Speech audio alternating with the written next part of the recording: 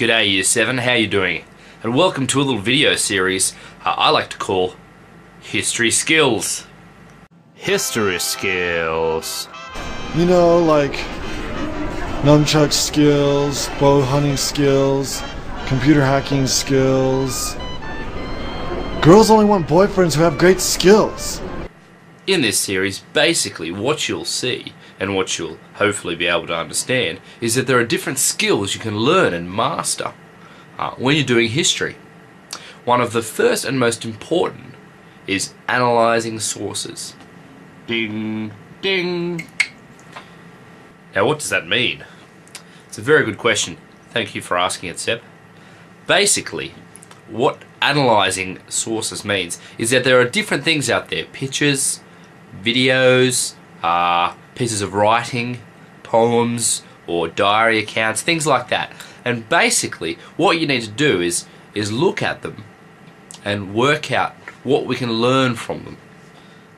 Now, sources can be categorized, split up into two different things. You can have primary sources, ding, and secondary sources. Ding. Now, often people get confused about what a primary source is and a secondary source is. So we're going to go through and do an exercise now, which basically is, what is a primary source?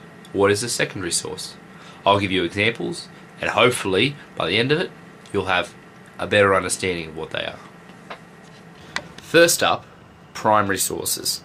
A primary source is anything that is written or made during the time that we're studying.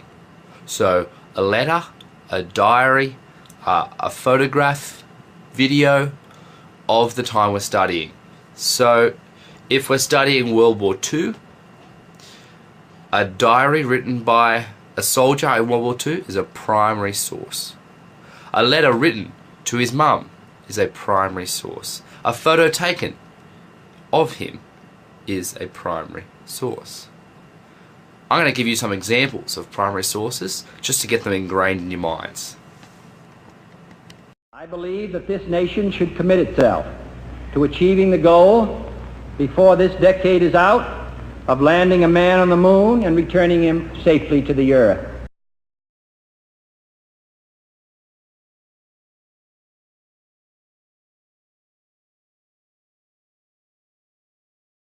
Once we got over to Vietnam, we found that there was a lot to shoot besides bullets.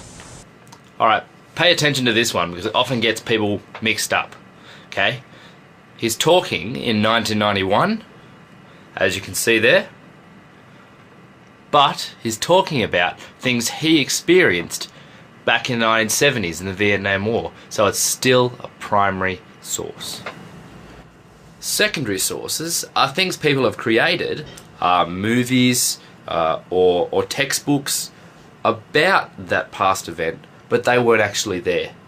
They've learned about it from primary sources, and now they're writing about it. So your textbooks are mainly secondary sources. Any video you see about history is a secondary source. The removal of Aboriginal children from their families and traditional lives began in the late 1800s. You remind me of a former love that I once knew.